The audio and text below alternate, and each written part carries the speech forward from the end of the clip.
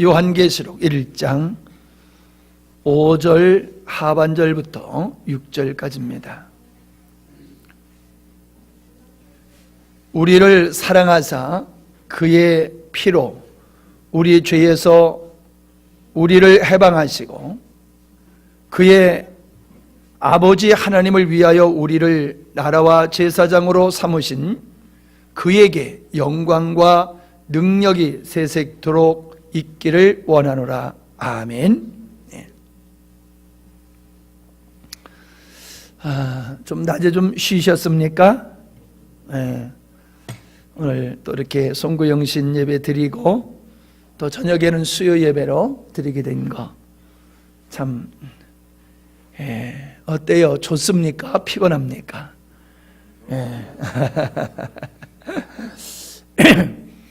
좋다고 하시는 분도 계실 거고 이렇게 또 뭐 자주 있어 그러시는 분도 계실지 모르겠어요. 공휴일이 끼면은 또 연휴로 끼면 너무너무 좋아하더라고요. 근데 아주 연휴와 같이 연속적으로 예배드리게 되면 성도님들이 좀 피곤해하는 그런 기색이 좀 있는 것 같기도 합니다. 근데 오늘 이 저녁에 오신 여러분들은 아마 그런 분들이 아닐 거예요. 오늘 굉장히 중요한 은혜의 시간이 될 줄로 믿습니다.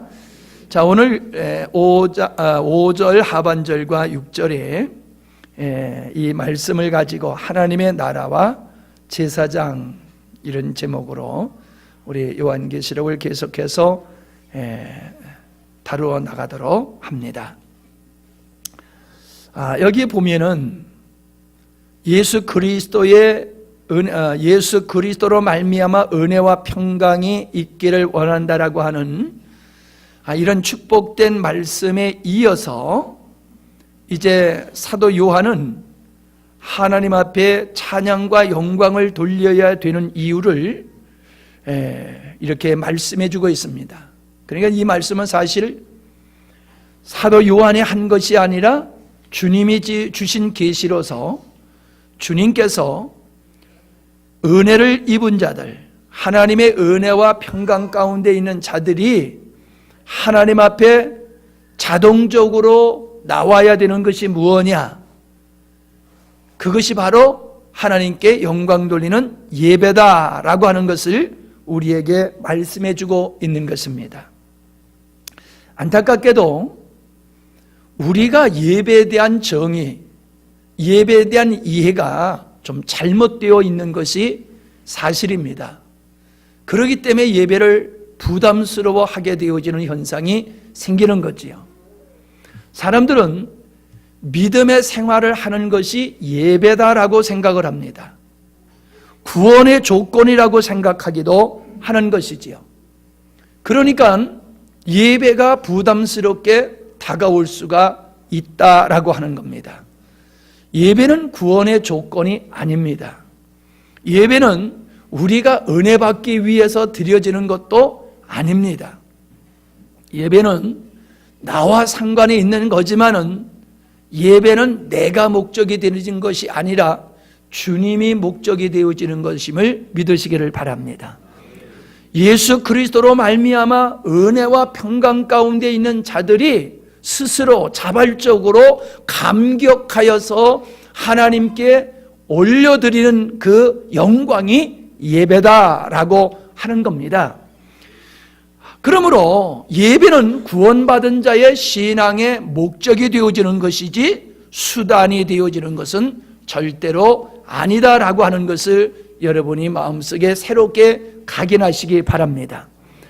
왜 이 말씀을 강조하느냐 하면은 우리도 모르게 우리는 예배가 은혜 받는 수단으로 인식되어 있는 게 사실입니다. 왜냐하면은 사실 예배를 통해서 우리가 은혜를 받기 때문에 그렇습니다. 그러나 우리가 은혜를 받는다고 해서 예배가 목적이 은혜가 되는 것은 아닙니다.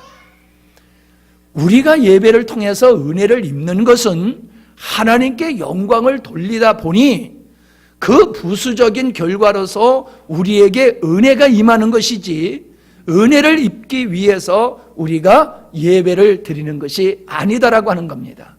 예배의 주인공은 성도들이 아니라 하나님이 되시는 겁니다. 성도들을 만족시키기 위해서 예배를 인도하는 것이 아니라 하나님이 기뻐하시고 하나님이 만족하실 수 있는 예배로 이끌어가는 것, 섬기는 것, 그것이 성도가 목회자, 예배를 섬기는 목회자들이 가져야 할 자세가 되어야 될 줄 믿습니다.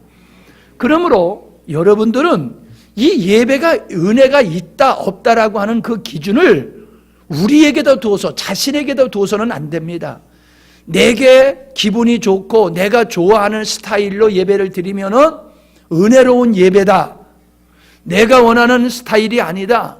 젊은이들의 스타일에 맞지 않는다. 혹은 노인들, 기성세대에게 맞지 않는 스타일의 예배다. 그러니까 난 이런 예배는 내 마음에 안 들어. 이것 잘못된 겁니다. 예배는 목적이 하나님을 기쁘시게 하고 하나님께 영광을 돌리는 것이기 때문에 하나님의 영광을 받으시는 데에 예배의 목적이 있어야 되고 중심을 하나님께 둬야 될 줄 믿습니다. 이걸 뚜렷이 해야 됩니다. 그래서 성도들은 온전한 마음으로 하나님을 예배하다 보니까는 결과적으로 우리가 은혜를 받는 결과가 와야지, 은혜 받기 위해서 예배를 드리다 보면은 예배의 주인공이신 하나님은 예배에서 없어져 버리고 오직 인간들만이 예배의 주인공으로 중심에 서게 되어지는 이러한 잘못된 결과를 갖게 되는데, 너무나도 오늘날 이것은 보편화가 되어 있다라고 하는 것입니다. 자, 우리는 에베소서 1장 3절 우리가 다 여러 번 읽은 말씀이지만은 그래도 다시 한번 우리가 찾아서 읽어보도록 하시겠습니다. 에베소서 1장 3절. 자, 3절. 찬송하리로다 하나님 곧 우리 주 예수 그리스도의 아버지께서 그리스도 안에서 하늘에 속한 모든 신령한 복을 우리에게 주시되 곧 창세전에 그리스도 안에서 우리를 택하사 우리로 사랑 안에서 그 앞에 거룩하고 흠이 없게 하시려고 그 기쁘신 뜻대로 우리를 예정하사 예수 그리스도로 말미암아 자기의 아들들이 되게 하셨으니 이는 그가 사랑하시는 자 안에서 우리에게 거저 주시는 바 그 은혜의 영광을 찬송하게 하려는 것이라. 우리는 그리스도 안에서 그의 은혜의 풍성함을 따라 그의 피로 말미암아 속량 곧 죄 사함을 받았느니라. 이는 그가 모든 지혜와 총명을 우리에게 넘치게 하사 그 뜻의 비밀을 우리에게 알게 하신 것이요 그의 기뻐하심을 따라 그리스도 안에서 때가 찬 경륜을 위하여 예정하신 것이니 하늘에 있는 것이나 땅에 있는 것이 다 그리스도 안에서 통일되게 하려 하심이라. 모든 일을 그의 뜻의 결정대로 일하시는 그의 계획을 따라 우리가 예정을 입어 그 안에서 기업이 되었으니 이는 우리가 그리스도 안에서 전부터 바라던 그의 영광이 찬송이 되게 하려 하심이라. 14절. 이는 우리 기업의 보증이 되사 얻으신 것을 속량하시고 그의 영광을 찬송하게 하려 하심이라. 자, 여기 보면은 찬송, 찬미라고 하는 단어가 4군데 나와 있습니다. 3절과 6절과 12절, 14절에 나와 있고 그 나머지의 말씀들은 우리가 왜 하나님을 찬양하고 경배해야 되느냐라고 하는 이유를 말씀해주고 있다는 사실입니다. 우리가 왜 하나님을 찬미해야 하고 영광을 돌려야 되느냐 하는 이유를 보면은 이것은 예배가 하나님의 목적이지 절대로 우리가 목적이 아니다라고 하는 것을 명확하게 볼 수가 있는 것입니다. 요한계시록 7장 12절 요한계시록으로 다시금 펴시기 바랍니다. 아멘. 찬송과 영광과 지혜와 감사와 존귀와 능력과 힘이 우리 하나님께 세세토록 있을지어다. 아멘 하더라. 뭡니까? 하나님을 세세토록 영광을 돌리는 예배하는 교회의 모습, 그것을 말씀해 주고 있지 않습니까? 그러므로 우리는 성도란 하나님께서 영광을 받으시기 위해서, 하나님께 영광 돌릴 예배자들을 얻기 위해서 하나님께서 우리를 구원하신 것이다. 구원받은 백성들은 하나님을 예배하기 위해서 구원받은 존재다라고 하는 것을 우리가 분명히 해야 될 줄 믿습니다. 자, 우리가 1절을 다시 요한계시록 1장으로 가서 읽은 말씀을 우리가 다시 봅니다.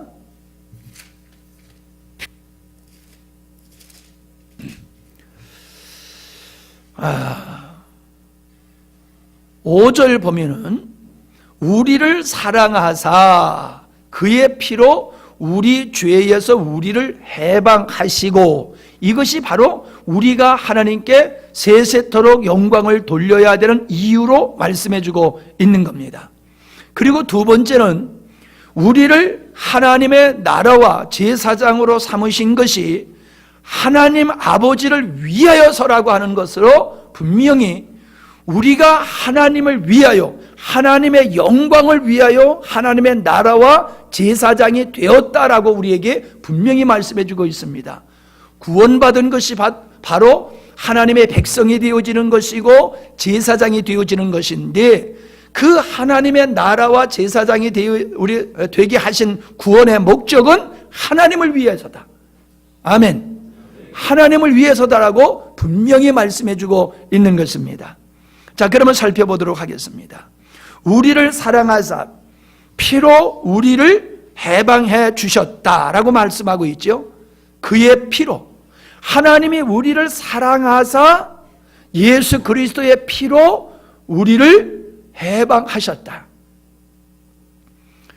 사실 이것은 우리가 얼마만한 끔찍한 죄인이었느냐, 우리가 하나님의 은혜가 아니면은 참으로 불쌍한 존재, 영원한 지옥불에서 영원히 이를 갈며 슬피 울고 통곡할 수밖에 없는 그런 나였다라고 하는 것을 깊이 인식하지 아니하고는 이 말씀이 우리에게 감동이 되지 않습니다. 구원이라고 하는 것이 예배의 조건이라고 받아들이질 않습니다. 성경이 그렇게 말하고 있고 목사님이 그렇게 가리키니까는 그런가 보다라고 그냥 머리로 인정할 뿐이지, 마음속에서 나를 예수 그리스도의 피로 말미암아 죄와 사방에서 구원하고 자유 깨끗게 하시고 해방하셨다고 하는 이 은혜가 예배의 조건이 안 되는 거예요. 그러니까 예배가 부담스러워지고 힘들어지는 겁니다. 여러분, 우리는 경험해보지 아니하면은 그 강도를 우리가 이해를 하지 못합니다. 요즘 우리는 그 북한에서 탈북한 분들이 북한에서 살았던 삶을 방송에 나와서 이야기하는 것을 이렇게 들어보면은, 듣다 보면요, 어떤 생각이 드냐면은 우리는 그런 체제 속에서는 하루도 못 살 것 같은 생각이 들죠. 그런 거 안 보셨어요? 그런 것 좀 봐요. 북한 체제 속에서 그들이 학대받고 자유 없는 삶을 살아가는 그들의 고백을 듣다 보면은, 야, 우리는 저러한 체계 속에서는 저런 감시가 있고, 저러한 그 아주 잔인무도한 저러한 정권 밑에서는 하루도 못 살겠다라고 하는 생각이 들고 가슴에 갑갑해 옵니다. 우리는 경험해보지 않았는데도 그 얘기를 들으면 그런 생각이 들어요. 그런 감정이 들어요. 광복절, 우리 별로 감격이 안 오죠? 광복절 때 태극기 열심히 답니까? 네, 우리는 그런 감정이 없어요. 솔직히 나도 없어요. 왜요? 내가 주권을 빼앗기고 일본 사람들한테 수모를 겪고 고난을 겪었던 그게 없기 때문에 그래요. 내가 가지고 있는 자유를 한번 빼앗겨 봤어야지 내가 회복한 자유가 얼마나 귀한 줄 아는데, 빼앗겨보지 않는 그 자유에 대한 가치를 우리가 어떻게 아느냐고요. 그와 같이 우리는 그 죄의 쓴맛, 죄 값의 쓴맛을 우리가 철저하게 느껴보지 아니하니까는 그 죄값으로부터 우리가 해방되었다, 자유하게 되었다라고 하는 데 있어서 우리가 감격이 없는 거예요. 감격이 그렇게 없는 거예요. 그런 감격 없는 사람한테 야 얼마나 감격스러우냐, 그러니까 우리는 하나님 예배 드려야 돼, 그러면 머리는 끄덕끄덕하는데 속에서는 아 예배는 또 드려야 돼, 예배는 왜 이렇게 자주 오는 거야, 왜 이렇게 예배 시간은 길어지는 거야, 이런 감정이 우리에게 있는 거예요. 아니 여러분 보편적으로 봅시다. 예배가 과거에는요 보편적으로 1시간 반 예배 드렸어요. 그게 보편적이었던 거예요. 그런데 요즘 1시간 반 예배 드리는 교회가 얼마나 있습니까? 1시간 안에 다 끝납니다. 1시간 안에 다 끝나요. 설교도 25분 넘어가면은 난리 일어나는 거예요. 난리가 일어나는 거예요. 은혜가 있고 없고 상관없어요. 딱 20분만 설교하면 야 멋지게 설교하신다 그러는 거예요. 짧게 할수록 설교 잘한대요.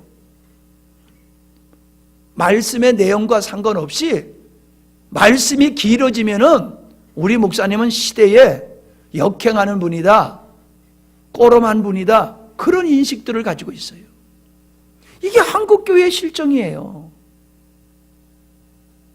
여러분은 처음부터 그냥 목사님이 길게 설교하는 목사님을 만나다 보니까는 그게 당연한 줄 알고 앉아 계시는데 안 그래요, 실질적으로. 그러니까 어떤 분이 와서 예배 드리고 가다가 나가면서 무슨 놈의 예배가 이렇게 기냐고 성질을 내면서 가잖아요. 그게 자기가 옳다고 생각하는 거예요.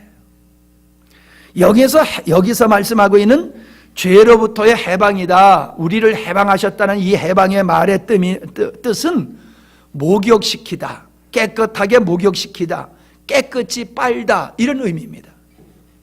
여러분 목욕하고 나면 기분이 어때요? 아주 개운하고 산뜻하지요. 예, 옷을 빨아 입으면 어때요? 새 옷이 아니지만은 헌 옷이라도 빨아서 입었을 때 기분이 어때요? 참 기분이 좋잖아요. 여러분 우리가 죄로부터 해방이라고 하는 이것을 생각할 때마다 우리에게는 목욕했던 것과 같은 산뜻한 감정이 우리에게 있어야 된다는 거예요. 근데 오늘 우리들은 그런 감정에 점점 시들해가고 있거든요. 그러니까 기쁨으로 드려야 할 예배가 점점 부담으로 다가오는 거예요. 그러니까 예배를 즐겁게 해주기 위해서, 성도들에게 예배를 참석하기 위해 가지고는 뭔가 성도들에게 즐겁게 해주기 위해서 예배 시간에 자꾸 뭐 이상한 것을 갖다 집어넣는 거예요. 예를 들어서요, 도시의 큰 교회는요 지휘자가 되려고 그러면은 대학 교수들이 돼야 돼요. 대학교에 음악 교수들이 와서 지휘를 해요. 성가대에 앉아있는 사람은 음악을 전공한 사람들이나 와서 앉아있지 우리 같은 아마추어들은 근처도 못 가요. 아주 피아노 잘 치는 피아니스트 돈 주고 월급 주고 하는 거예요. 앞에서 찬양 지도하는 사람, 그 사람들도요 드럼 잘 치고 뭐 기타 잘 치고 이런 사람들도요 돈 주고 사서 세우는 거예요. 그럼 그 사람들 그거 시간 딱 맞추면 예배 드려요? 안 드려요. 3, 4, 5 모여가지고 뒤에서 떠들고 있고 아예 가버리고 그런데요. 여기서 찬양 열심히 찬양하고 바깥에 나가서 담배 피고 있고. 이게 대한민국에서 아주 큰 교회들 속에서 그냥 지금 아주 자연스럽게 하고 있는 거예요. 자연스럽게. 그러니까 성도들이 와서 성가대, 하나님을 찬양하는 성가대의 찬양에 함께 찬양에 동참하는 게 아니라 찬양, 공연을 관람하는 거예요. 공연을 관람하는 거예요. 하나님께 찬양 드리는 게 아니라 관람하는 거예요. 예를 들어서 그렇다는 거예요. 그 외에도 뭐 많이 있지만은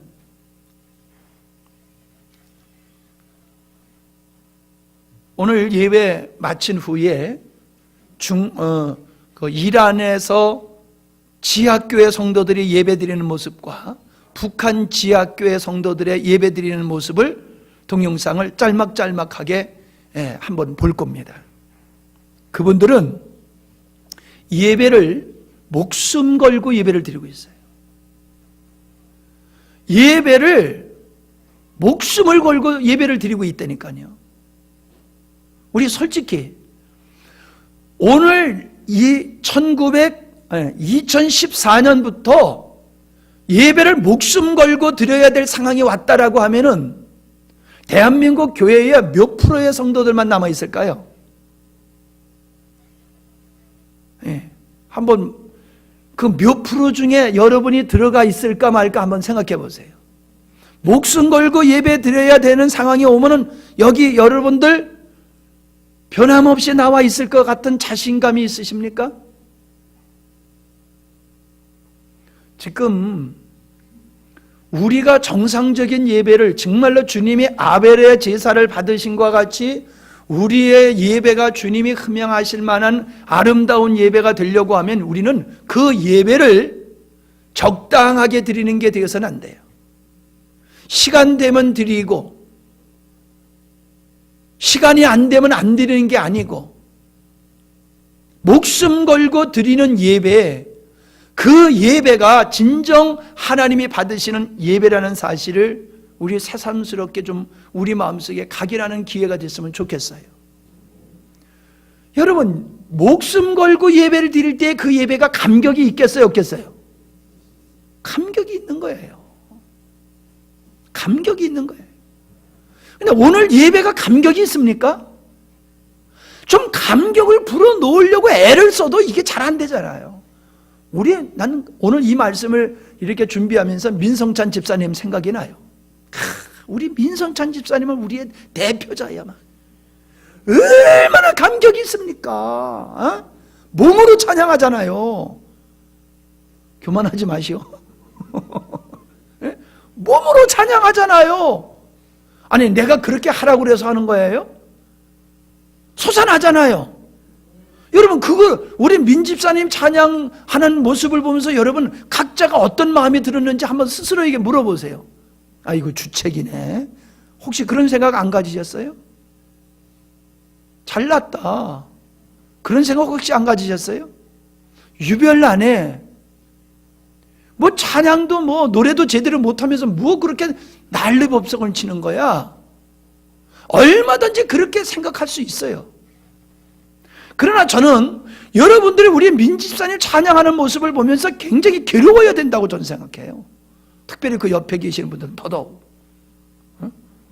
괴로워야 돼요. 아니 똑같이 은혜를 입었는데 어떻게 저 양반은 저렇게 예배하고 찬양할 때마다 저렇게 감격적으로 찬양을 하는가? 나는 왜 똑같은 은혜를 입고도 왜 이렇게 감격이 없는가? 여러분 도전받으셔야 되는 거 맞잖아요? 아멘? 예. 이 앞에 나와서 찬양하는 우리 찬양대원들 정말로요 다윗과 같이 방방 뛰어야 되는 거예요. 방방 뛰어야 되는 거예요. 온 마음으로 감격으로. 이따 이제 그 동영상 한번 봐보세요.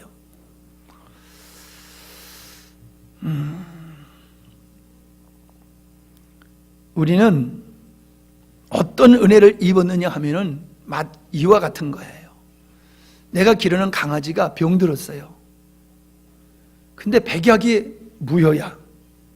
근데 병원에 갔더니 수의사가 뭐라고 그러냐면 당신의 아들을 피를 뽑아가지고 그 피를 먹이면은 이 강아지가 살아날 거다. 그래요. 그러면 여러분 집에 와서 큰아들 묶어놓고 피 빼가지고 그 피 강아지 살리려고 먹일 수 있겠어요? 없지요. 근데 우리 주 하나님은 우리를 살리기 위해서 강아지 마지도 못한 지옥불에 들어갈 인간들을 구원하기 위해서 외아들 예수님을 십자가에 못 박아 피 흘려 죽게 하심으로 우리를 구원하신 거예요. 우리가 받은 은혜, 우리가 받은 구원의 은혜가 그만한 가치가 있는 거예요. 근데 어찌 우리가 예배를 소홀히 여길 수 있겠어요? 예배를 어찌 우리가 부담스러워할 수 있겠어요? 구원받았다라고 하면서 예배의 가치를 모르는 사람은 구원이 무엇인지를 모르는 거예요. 엄마가 돼봐야지 엄마의 소중함을 안다고 그러죠? 아니 왜 민집사님이 아멘해? 엄마가 돼봐야지 엄마의 마음을 안다고 그러죠? 우리가 주님의 구원의 은혜를 우리가 알면은 우리는 예배에 대한 의식이 달라지는 거예요. 의식이 달라지는 거예요. 거기는 감격이 있고 기쁨이 있고 행복이 있고 주님을 사랑하는 그 마음이 듬뿍 담겨져 있는 그런 마음으로 우리가 예배에 참여하게 되는 겁니다. 두 번째는 나라와 제사장으로 삼으셨기 때문인데 그 우리를 왜 하나님의 나라와 제사장으로 삼으셨느냐라고 하면은 아버지를 위하여라고 말씀하고 있어요. 아버지 하나님을 위하여. 자, 그러면 여기서 우리가 말하는 이 나라와 제사장은 무엇냐라고 하는 것을 우리가 이해를 해야 될 것입니다. 출애굽기 19장 5절로 6절에 보면은 하나님께서 이스라엘 백성들에게 말씀을 주시면서, 자, 부지런히 찾아보셔. 우린 젊은 사람들이니까 좀 찾아보는 게 좋아요. 가만히 앉아서만 듣지 말고. 출애굽기 19장 5절로 6절에 보면은 세계가 다 내게 속하였나니 너희가 내 말을 잘 듣고 내 언약을 지키면 너희는 열국 중에서 내 소유가 되겠고 너희가 내게 대하여 제사장 나라가 되며 거룩한 백성이 되리라. 너는 이 말을 이스라엘 자손에게 고할지니라. 자, 하나님께서 이스라엘 백성들을 출애굽시킨 후에 말씀을 주시면서 너희들이 이 말씀을 따라 살아. 그러면 너희들은 나의 백성이 될 것이다. 내 백성이 될 것이다. 제사장 나라가 될 것이다. 그렇게 말씀하고 있어요. 그러니까 하나님의 나라와 제사장이라고 하는 것이 동격이면서 하나님이 왜 이스라엘 백성들을 구원해 내셔서 광야교회로 세우셨냐 하면 당신의 백성을 삼고 제사장을 삼기 위해서다, 이 말씀이에요. 여러분, 이스라엘 백성이 누구를 뜻합니까? 그건 구원받은 하나님의 백성을 상징하는 거예요. 구원받은 하나님의 백성들은 무엇을 위해서 우리가 구원받게 됐냐면 하나님을 위해서, 하나님의 나라와 하나님의 백성이 되기 위해서 우리를 구원하셨다는 거예요. 그래서 나라라고 하는 것은 주권이 미치는 통치력이 행사되어지는 것을 나라라고 하기 때문에 하나님의 통치가 미치는 것이 우리잖아요. 교회잖아요. 예수 믿는 사람들에게 하나님의 주권이 미치고 통치가 이루어지는 거잖아요. 그래서 하나님의 나라는 교회예요. 교회가 하나님의 나라예요. 그래서 천상의 하나님의 나라, 그러면 거기에 뭐 이상한 대한민국과 같은 나라가 있는 게 아니라 하나님의 나라, 그러면 그건 교회다. 구원받은 하나님의 백성이다. 이렇게 이해하시면 됩니다. 예. 그래서 하나님께서 내가 너희들을 내 나라로 삼기 위하고 제사장, 그것도 제사장 나라로 삼기를 원했는데요. 제사장은 뭐 하는 사람이냐? 하나님 앞에 예배 드리는 사람이에요.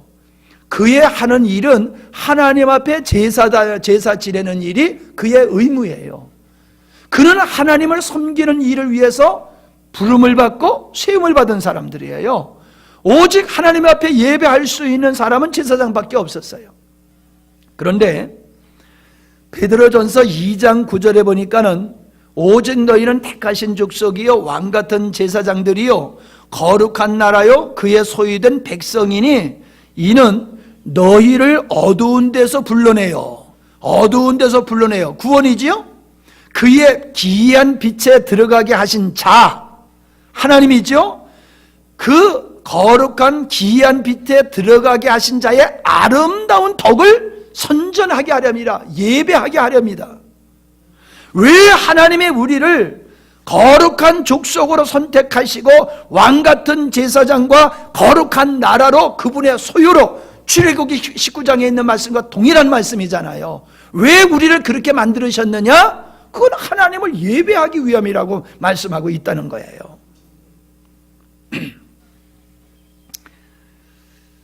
히브리서 10장 19절에 보면은 형제들아 우리가 예수의 피를 힘입어 성소에 들어갈 담력을 얻었나니 라고 말하고 있어요.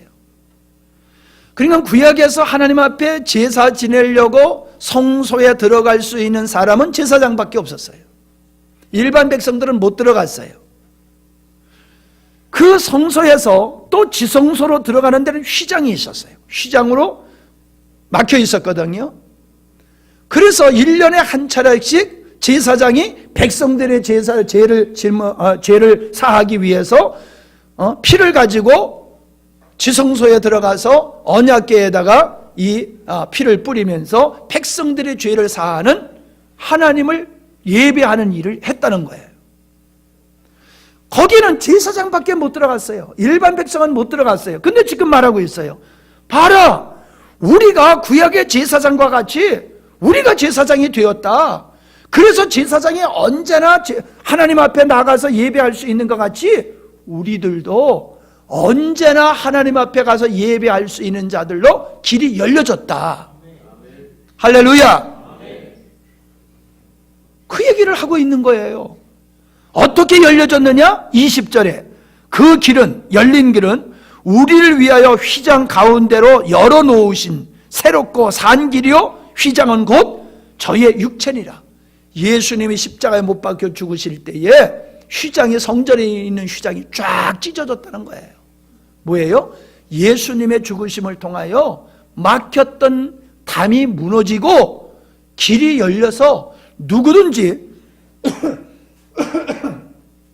하나님을 예배하기 위해서 나갈 수 있게 되었다라고 말씀하고 있는 겁니다. 그래서 마가복음 15장 38절에 이에 성소 휘장이 위로부터 아래까지 찢어져 둘이 되니라. 찢어졌어요. 막힌 담이 허물어져 버렸어요.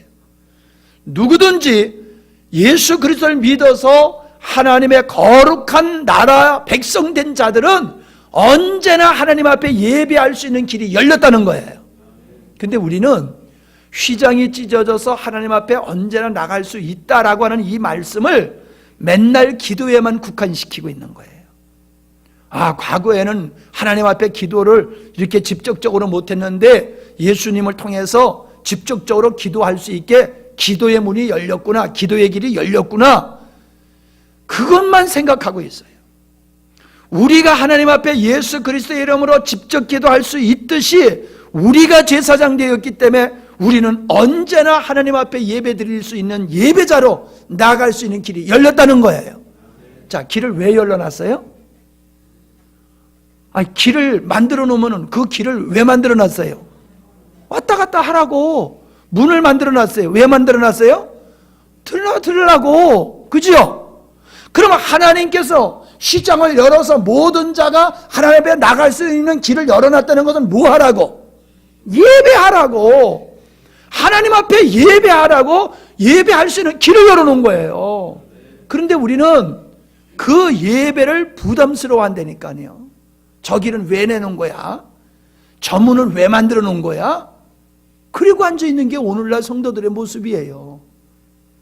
그 길을 열어주신 하나님을 찬양하면서 예배할 수 없는 우리들이 예배자로 나갈 수 있다는 것을 감격스러워하고 기쁨으로 즐거움으로 달려나와서 예배드리는 게 아니라 끌려나와서 예배드리고 있고 억지로 예배드리고 있고 빨리 그 싼날 끝났으면 좋겠다라는 마음으로 예배드리고 있으면은 그런 예배를 하나님 받으시겠어요? 안 받으시겠어요?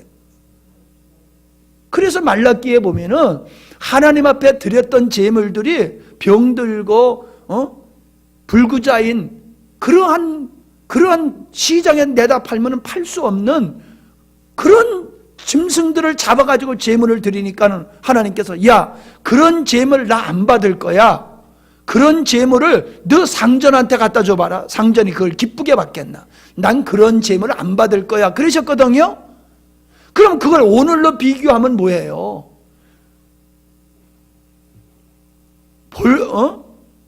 질병이 있는 병든 제물과 같이 오늘날 우리가 예배를 억지로 드리거나 복받기 위해서 예배 드리는 예배가 하나님이 원치 않는 부정한 제물을 갖다 드리는 것과 같다는 거지요.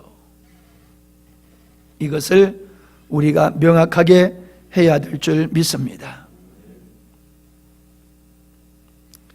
구약에서 제사장을 세우신 이유가 예배를 위함이었던 것과 같이 신약에서 우리를 구원하시어 우리를 제사장으로 삼으심은 하나님을 예배케 하기 위함을 믿으시기를 바랍니다. 요한계시록 20장 4절과 6절로 보면은 내가 보좌들을 보니 거기 앉은 자들이 있어 심판하는 권세를 받았더라.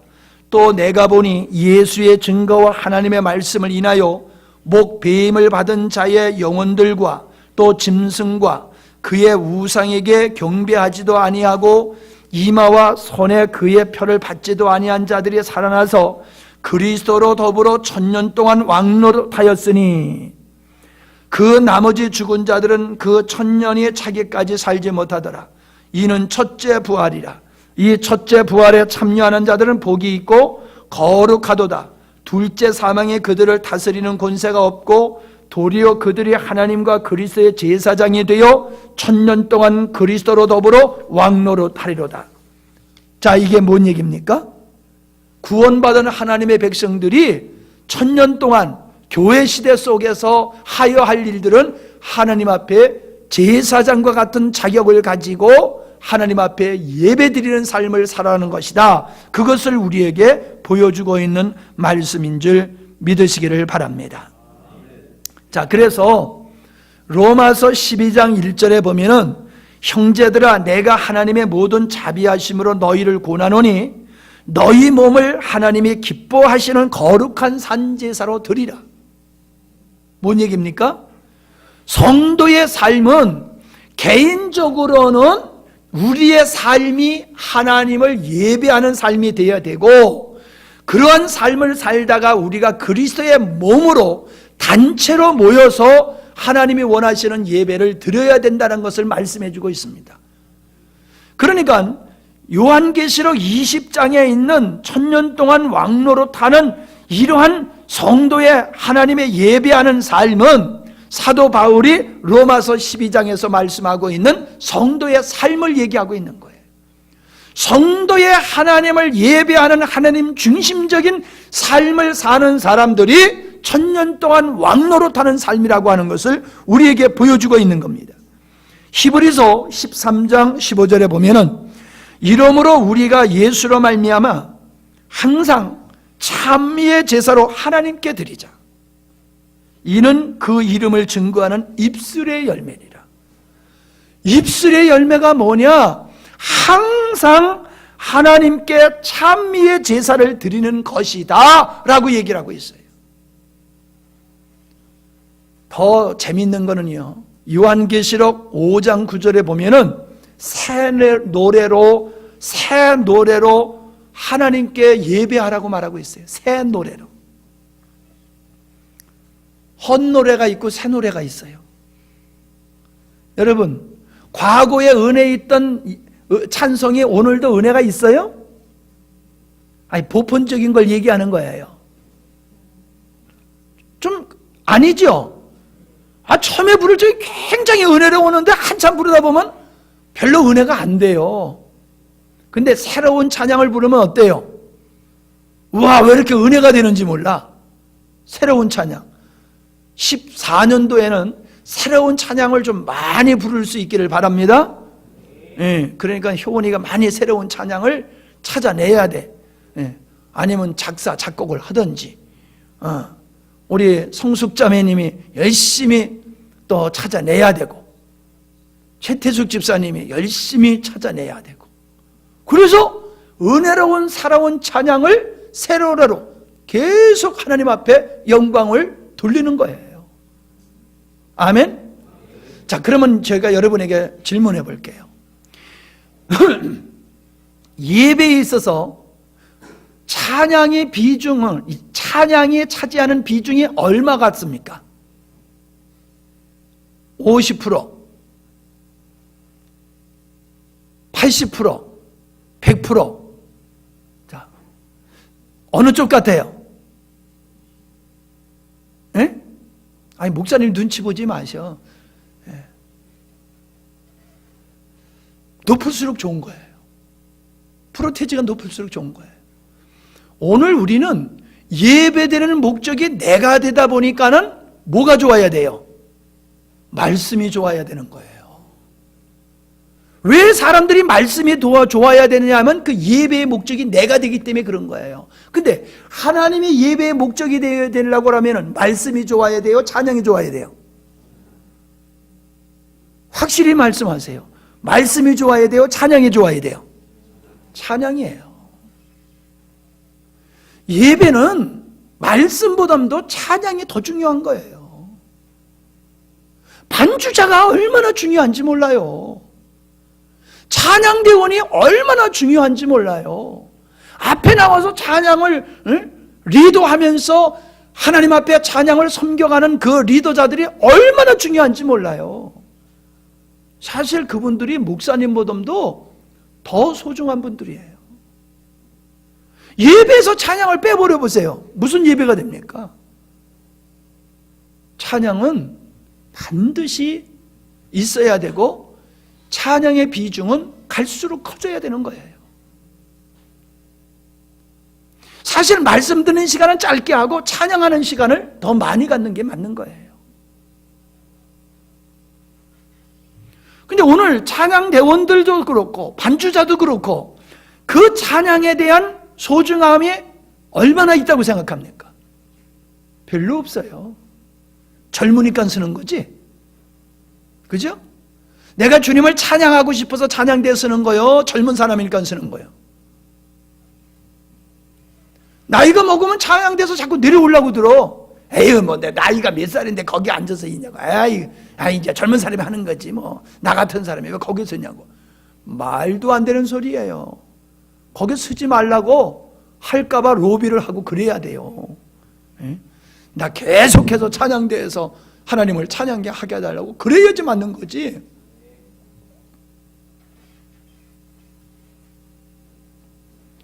찬양의 예배에서 찬양의 소중함을 여러분이 깊이 깨달을 수 있기를 바랍니다. 예. 자, 여러분 천국 가고 싶죠? 근데 왜 사람들이 천국 가기를 원하면서 예배하기는 싫어할까요? 예? 천국 가기는 다 좋아해요. 근데 예배하라고 그러면 또 예배야 그래요. 그러면 천국 가면 예배만 할 텐데 어떻게 살래요? 천국 가서 지겨워서 어떻게 갈래요? 나 같으면 안 갈 거야. 그 지겨워서 어떻게 천국 가요? 오늘 이 땅에서 예배가 즐겁고 예배가 감사하고 예배가 자발적이지 않는 사람은 천국이 주님이 계셔서 주님을 사랑하기 때문에 그 나라를 동경하는 게 아니라 지옥 가기 싫어서 그래서 천국 가기를 원하는 거고, 이 세상에서 좋은 데서 못 살았으니까 좋은 집에서 살고 싶어서 천국 가기를 원하는 거고, 좋은 거 못 먹고 살았으니까 천국 가서 좋은 거 먹고 싶어서 천국 가고 싶고, 그런 거예요. 천국이 믿음으로 주님 사랑하고 주님 쫓아가다가 보니까 천국 가게 되는 게 아니라 천국이 지옥과는 달리 좋은 곳이니까는 가는 거예요. 가기를 원하는 거예요, 사람들이. 눈물 없고 고통 없고 슬픔 없고 저주가 없는 것이니까 거길 가려고 그러는 거지, 주님이 좋아서 천국 가려고 그러는 게 아니라는 거예요. 오늘 성도들이 맞아요, 틀려요? 똑바로 대답해봐요. 가만히 있지 말고. 맞아요, 틀려요? 성도들은 그래요. 그러니까 이게 신앙이 아니에요. 그러니까 우리가 천국을 사모한다라고 하면 예배를 사모해야 돼요. 예배를 기뻐하고 예배를 즐거워해야 돼요. 왜? 하나님이 그런 자를 얻기 위해서 구원하셨고, 그러한 자들이 하나님 나라, 하늘에 있는 교회들은 오직 세세토록 하나님께 영광과 경배만 드리고 있잖아요. 그런데 예배는 싫고 천국만 가고 있다고 하는 거는 어떻게 비유하면 좋을까요?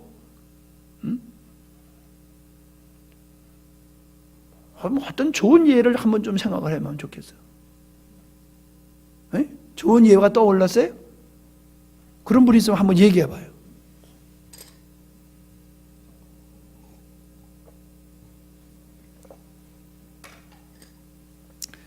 예를 들어서 누가 사는 친구의 집에 가가지고 그 친구의 집에 가기를 좋아해.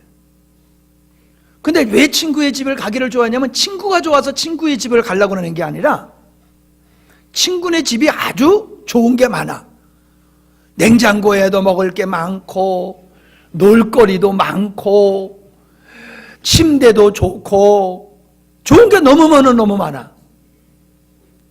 그래서 친구가 좋아서 친구 집에 가려고 그러는 게 아니라 그 집이 좋아서 그 집에 가려고 그러는 거야. 나는 그 친구는 원수 같아. 그 친구하고 1시간만 있으려도 난 숨이 막힐 것 같아. 근데 걔네 집이 너무 좋아. 그러니까 난 걔네 집에 가고 싶어. 이러면 말이 안 되지요. 얼른 생각해 본 거예요. 여러분이 말을 안 해서. 아니, 친구가 좋아서 친구 집에 가야지 친구네 집이 좋아서 친구 집에 가면 안 되는 거예요. 오늘날 성도들이 천국이 좋아서 천국 가려고 그러는 거지 주님이 좋아서 천국 가려고 그러는 게 아니라니까요. 우린 여기서 벗어나야 될 줄 믿습니다. 우리 주변의 사람도 그렇게 깨워야 될 줄 믿습니다. 우리만 오늘 이 말씀만 들은 사람만 깨우면 안 돼요. 다른 사람들 깨워줘야 돼요. 그런데 더 중요한 것이 뭐냐 하면은 예배는 그럼 집에서 혼자 드려도 되지 않냐는 거예요. 예배가 목적이면 집에서도 얼마든지 예배 드리면 되지 뭐하러 구태여 모여가지고 예배를 드리냐는 거예요. 집에서 하면 가족끼리 드리면 되는데 맞죠? 그렇게 대답하다 보면은 안 될 것 같으니까 눈치 보고 가만히 계시는데 여러분들이 그게 아니요라고 말해줄 수 있는 뭐가 있어야 돼요. 그것도 없이 그냥 아니야, 예배는 예배당에서 드리는 거지 무슨 집에서 드려, 이러면 정답이 아니에요. 자, 교회를 에클레시아라고 그러거든요. 에클레시아라고 하는 뜻은 세상의 백성들 중에서 많은 사람들 중에서 어떤 무리들을 구별해 내 가지고 하나님 앞에 모여 있는 사람들을 그걸 에클레시아, 교회라고 얘기하는 거예요. 그러니까 광야교회, 광야의 에클레시아라고 얘기를 했거든요. 애굽에 있었던 하나님의 백성들을 건져내서 하나님 앞에서 하나님을 예배하도록 구별된 무리들을 에클레시아, 교회라 이랬다는 거예요. 출애굽기 5장 3절에 보면은 바로 왕 앞에 가서 모세가 뭐라고 그랬냐면 우리를 사흘길쯤 광야로 가서 우리 하나님 여호와께 희생을 드리려 하오니 가기를 허락하소서 그랬어요. 갈 때마다 뭔 얘기를 하냐면은 광야로 가서 하나님을 예배하도록 우리를 내보내라, 광야로 가서 하나님을 예배하도록 우리에게 자유를 달라, 이랬다니까요. 광야에 모여있는 그 이스라엘 백성들, 그게 교회란 말이에요. 에클레시아란 말이에요. 그들이 왜 구별되게 모여있느냐 하면 하나님 앞에 예배하기 위해서.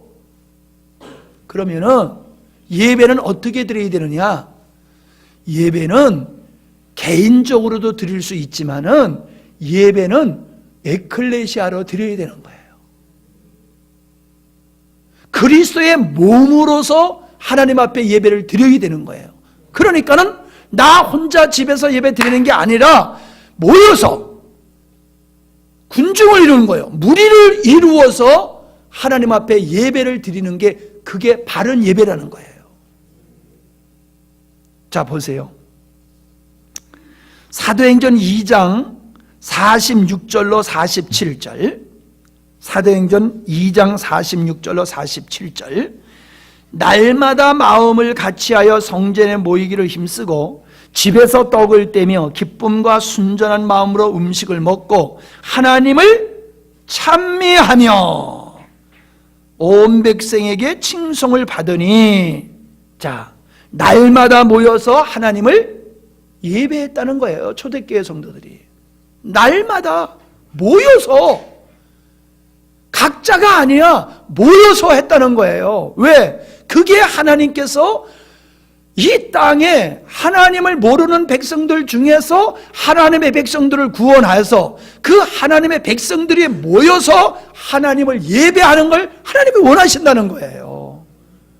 그래서 하나님이 기뻐하는 예배는 모여서 예배하는 거예요. 모여서. 자기 혼자 예배 드리는 게 아니에요. 모여서 예배드리고 자기 혼자 예배드리고 가정 예배드리는 건 괜찮아요. 근데 모여서 예배드리는 걸 전폐해버리고 편리한 대로 내가 집에서 예배드리고 방송 보면서 예배드리고 인터넷으로 예배드리고 온라인으로 헌금하고, 그건 교회가 아니에요. 교회는 흩어져 있던 성도들이 주님 앞에 모여서 그리스도의 몸으로서 교회로서 하나님 앞에 예배를 드리는 것, 그게 바른 예배입니다. 그래서 히브리서 10장 25절에서는 뭐라고 말씀하고 있냐면은, 모이기를 패하는 어떤 사람들의 습관과 같이 하지 말라.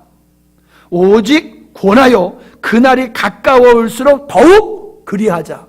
뭘 어쩌자는 거예요? 모이기를 힘쓰라는 거예요. 마지막이 들수록 모이기를 힘써야지 모이기를 패하지 말라는 거예요. 모이기를 패하지 말라는 거예요. 날마다 모였다고 그랬잖아요. 날마다. 근데 우리는 날마다는 안 모이는데도 듬성듬성 모이는 것도 부담스러워 하잖아요. 이게 바른 신앙이냐고요.